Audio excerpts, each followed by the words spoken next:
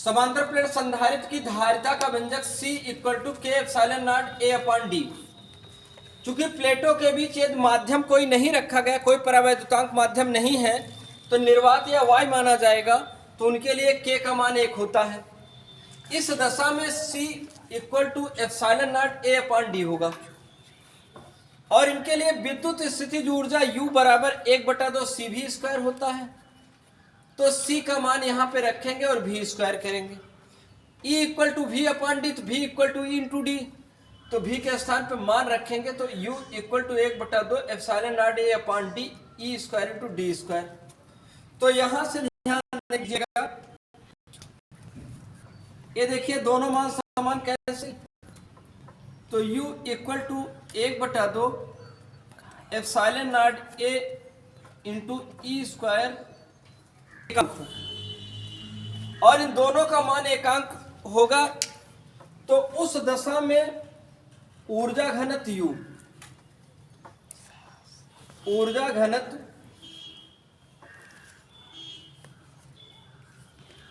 U equal to capital U upon आयतन, और यही आयतन का मान कितना लिया गया है, एकांक।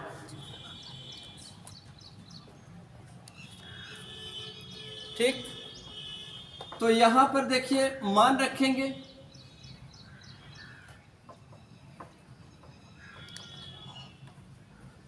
तो U equal to small u equal to या ऊर्जा घनत्व बराबर 1/2 epsilon naught A E square into D upon A गुणे डी, डी से डी कटेगा, A से कट जाएगा।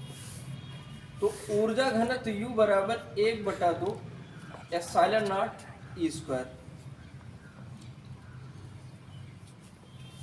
जब निर्वात हो, ये सूत्र तब प्राप्त होगा जब निर्वात, जब प्लेटों के बीच, जब प्लेटों के बीच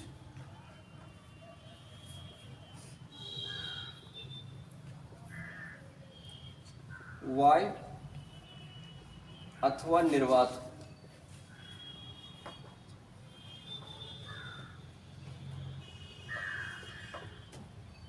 यदि प्लेटों के बीच,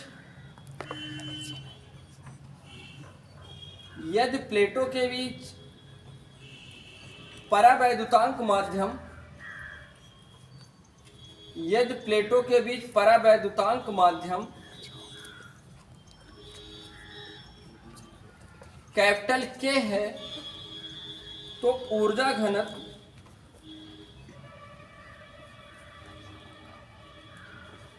घनत्व 1/2 K epsilon naught A into E square. इस सूत्र पे सवाल है, अगर परावैद्युतांक का मान देगा तो इससे लगाएंगे, अगर परावैद्युतांक नहीं देगा, निर्वात या y कहेगा, तो इससे लगाएंगे। संधारित्र की प्लेटों के बीच बल, माना संधारित्र दो प्लेटें P1 P2 हैं, प्लेट P1 को विद्युत मेल से और प्लेट P2 के बाहरी भाग को पृथ्वी से जोड़ते हैं। माना प्लेटों के बीच की दूरी d है और प्लेटों का क्षेत्रफल a है। जब विद्युत मेल से +q कूलम आवेश दिया जाता है, तो यह इसके बाहरी पृष्ठ पर एक समान रूप से वितरित होता है। प्रेरण द्वारा प्लेट P2 के अंदर की सतह पर उतने ही ऋणावेश, बाहर की सतह पर उतने ही धनावेश, बाहरी सतह पर उपस्थित धनावेश पृथ्वी से निकलने वाले इलेक्ट्रॉन द्वारा नष्ट कर दिया जाता है। और प्लेटों के बीच एक विद्युत क्षेत्र E उत्पन्न हो जाता है, जिसकी दिशा प्लेट P1 से प्लेट P2 की तरफ। तो ज्ञात क्या करना, प्लेटों के बीच बल। यह बल किस पर लगेगा, यह बल प्लेटों के बीच जो आवेश है उस पर लगेगा। तो जैसे एक सूत्र जानते हैं, कार्य बराबर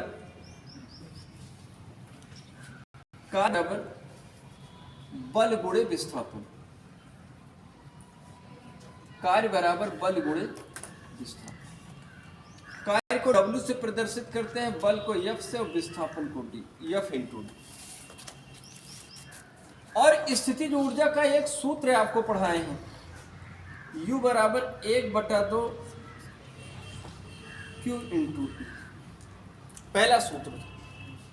और इसी सूत्र की सहायता से दो अन्य सूत्र प्राप्त हुए थे, एक 1/2 CV स्क्वायर और एक 1/2 Q स्क्वायर अपॉन C प्राप्त हुआ।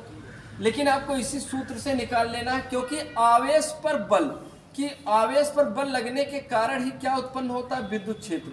याद करिए, विद्युत क्षेत्र की तीव्रता की परिभाषा है विद्युत क्षेत्र में स्थित किसी आवेश पर लगने वाला बल F तथा उसके आवेश के मान के अनुपात को विद्युत क्षेत्र की तीव्रता कहते हैं। तो देखिए, U equal to 1/2 Q into E।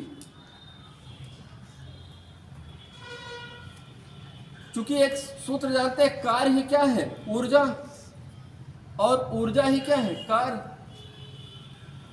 चूंकि कार्य ही ऊर्जा या ऊर्जा ही कार्य है,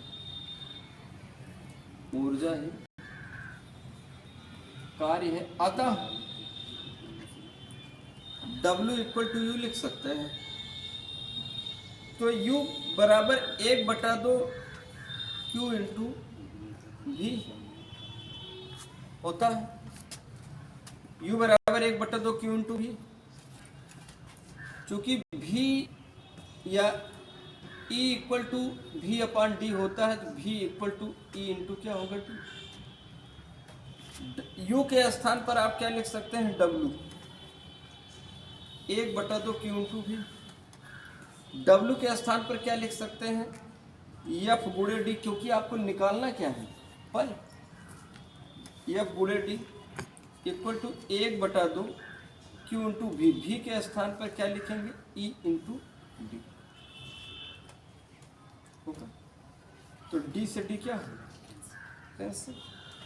तो F equal to 1/2 Q into E, इसका मतलब न्यूटन होगा। देखिए, निगमन काफी आसान है।